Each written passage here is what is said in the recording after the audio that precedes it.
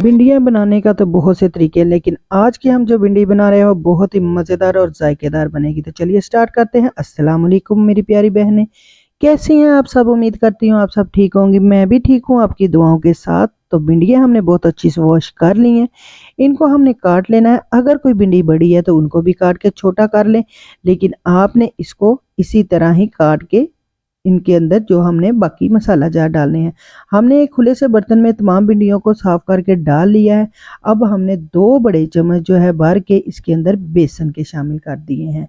1 बड़ा चम्मच जो हमने इसके अंदर सब्जी मसाले का शामिल किया है। ये एक ऑप्शनल है आपके लिए, इसकी जगह पे आप चिली फ्लेक्स भी डाल सकते हैं। तो इसके साथ ही हमने 1 चम्मच के करीब जो है इसके अंदर नमक का शामिल किया है। आप इस पॉइंट पे भी शामिल कर सकते हैं और आगे चल के हमने फिर शामिल करना है। इसके साथ ही अब हमने इसके अंदर इसको थोड़ा सा मिक्स करेंगे और साथ ही हमने इसको अच्छा सा, ताकि ये चारों तरफ जो हमने इसके ऊपर बेसन लगाया वो इसके तमाम भिंडियों के ऊपर लग सके।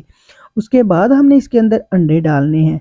तकरीबन 1 से 2 अंडे हमने इसके अंदर शामिल करने हैं। भिंडियाँ हमारी 1 किलो के करीब हैं, तो उसी के साथ ही हमने इसके अंदर 2 अंडे शामिल किए हैं। आप अपनी मिकदार के हिसाब से अंडे कम या ज़्यादा कर सकती हैं।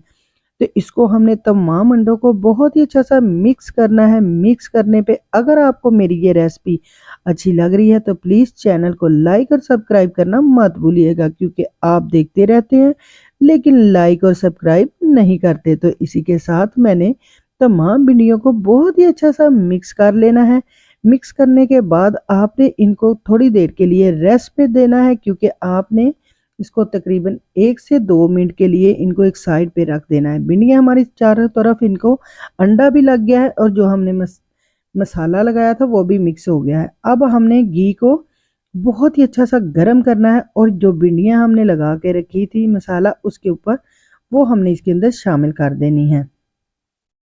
इसके साथ ही हमने इसको 1 से 2 मिनट इसको इसी तरह रहने देना है, ताकि भिंडियाँ थोड़ी-सी हमारी नीचे से क्रिस्पी हो सके और उसके बाद हमने इसका साइड चेंज करनी है। आपने इसको हल्का-हल्का सा प्रेस करना है, मिक्स करना है, ताकि ये चारों तरफ से भिंडियाँ जो हैं बहुत ही अच्छी सी फ्राई हो सके। आप देख सकते हैं कि बहुत सी क्रिस्पी और जो इसका मसाला था वो बहुत ही अच्छा और मज़ेदार ये बन चुका है।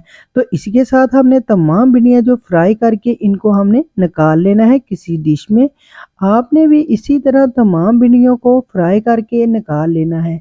तो जो बाकी का घी बचता है हमने उसके अंदर प्याज शामिल कर देने हैं। प्याज शामिल करके हमने इसको इसी में बहुत अच्छा सा मिक्स करना है और प्याज़ों को हमने हल्का सा सौते करना है। सौते करने के बाद हमने इसको बिल्कुल सा लाइट सा रखना है, ताकि हमारे ये प्याज जो हैं बहुत ही अच्छे से नरम हो सके, ताकि हमारी भिंडियों के अंदर ये बहुत ही अच्छे और मज़ेदार जायका दे सके। तो इसी के साथ अगर आपको मेरी ये रेसिपी अच्छी लग रही है तो चैनल को लाइक तो कर दिया करें और बाकी सब्सक्राइब तो आपकी मर्ज़ी है, आपने करना है कि नहीं करना, लेकिन हमें आपका इंतज़ार रहता है कि आप हमें सब्सक्राइब और लाइक ज़रूर करें। तो इसी के साथ 1 चम्मच के करीब लहसुन था, उसमें हमने पानी मिक्स करके थोड़ा-सा 3 से 4 जो है चम्मच हमने पानी के मिक्स किए और इसके अंदर हमने वो शामिल कर दिया। लहसुन हमने साबुत इसलिए नहीं शामिल किया, ताकि ये इसमें लिक्विड सा शामिल होगा तो बहुत ही अच्छा रहेगा।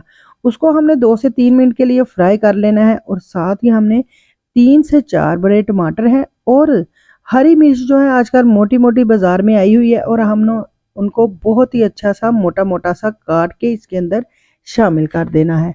3 से 4 हरी मिर्च है और 3 से 4 ही टमाटर हैं जो बहुत ही अच्छे से कच्चे से हैं, जिसका जो बहुत ही खट्टे से होते हैं वो टमाटर हमने इसके अंदर शामिल किए हैं। उसके बाद हमने इसके अंदर मसाले कुछ शामिल किए हैं, जिसमें सबसे पहले हमने 1 चम्मच के करीब चिली फ्लेक्स शामिल किया है और 1 ही चम्मच हमने इसके अंदर सुरख मिर्च का शामिल किया है और हाफ चम्मच के करीब हमने धनिया पाउडर का शामिल किया है। 1 से हाफ चम्मच जो है हमने, या हस्बे ज़ायका आप जितना नमक इस्तेमाल करते हैं वो आपने इसके अंदर शामिल कर देना है, क्योंकि हमने भिंडियों में भी पहले शामिल किया है। और हाफ चम्मच के करीब हमने हल्दी शामिल की है। हाफ टी स्पून के करीब हमने इसके अंदर गरम मसाले का शामिल किया है। ये स्पाइसेस जाएंगे तो बहुत ही अच्छा और मज़ेदार हमारी भिंडी रेडी हो जाएगी, क्योंकि आपने तो शायद ही ऐसी भिंडी खाई होगी जो हम आज बना रहे हैं। तो आप ज़रूर अपने घर वालों को ये भिंडी बनाकर खिलाएं। तो इसी के साथ जो भिंडी हमने फ्राई करके रखी थी वो हमने इसके अंदर शामिल कर देनी है। मसाला तकरीबन हमारा 5 मिनट लगा था, बहुत ही अच्छा सा उसकी भुनाई हो गई थी। और अब हमने इसके अंदर भिंडी शामिल कर देनी है। भिंडी को तकरीबन हम 2 से 4 मिनट हम इसी तरह पकाएंगे। तो भिंडी तो हमारी भी रेडी है और प्याज भी हमारे जो हमने मसाला उसका बनाया वो भी हमारा रेडी है।